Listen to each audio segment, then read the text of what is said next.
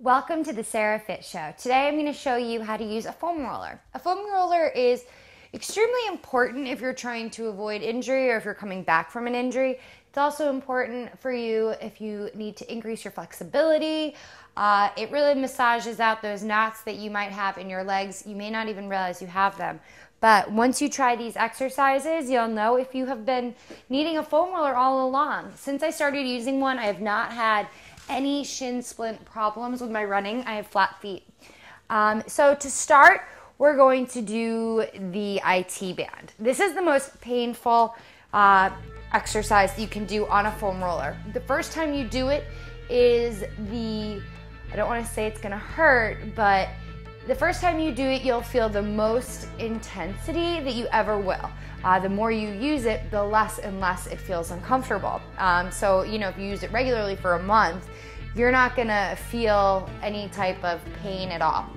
So to start, you're going to come on to your hip and just come on down to your forearm and just roll all the way up. I'm gonna put it down here a little bit more.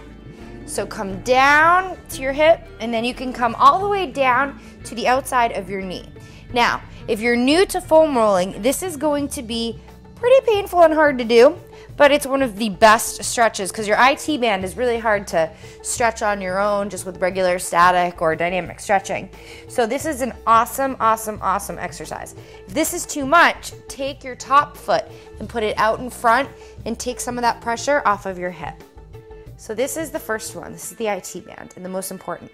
Next, just flip on over to your belly and we're just going to come up onto our quads. You can come up all the way to your knee and then go all the way back down up to your hips. And this is a good one for those of you who put a lot of stress on your quads, especially by running.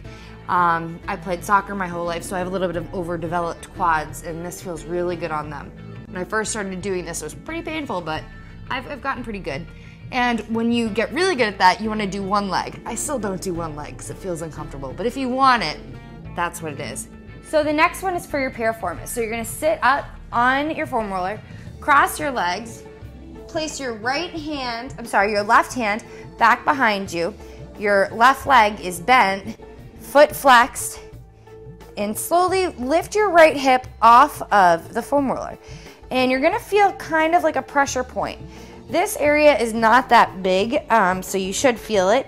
And then once you find it, and as with the other two exercises that I just showed, once you find a spot that is kind of uncomfortable, you want to just sit there and hold it for about 30 seconds. After about 20 seconds, you'll notice that the pain starts to subside. But you don't want to just roll the entire time. You want to find that spot and hold it 30 seconds. So again, just switch, place your hand back behind you, and so my right leg is bent, so I'm lifting up my left hip and turning onto my right hip. You want to remember that. All right, moving on to the hamstring. This one I don't feel as much. You can do it, the simple way is to just come on down and put it underneath your knees. Take your hands, lift your butt up, roll forward, up and down the belly of the hamstring. Now, I don't really feel anything when I do this. So what I do is I sit up and I grab my foot.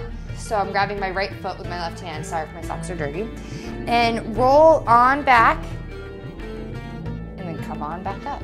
Now you might not be able to grab it with your left hand, you can also grab with your right. I feel the most intensity right from when my glute transitions into my hamstring. So I like to just sit there, and so right there is where you feel it. And once you feel that little knot, again, hold it for 30 seconds. Very good.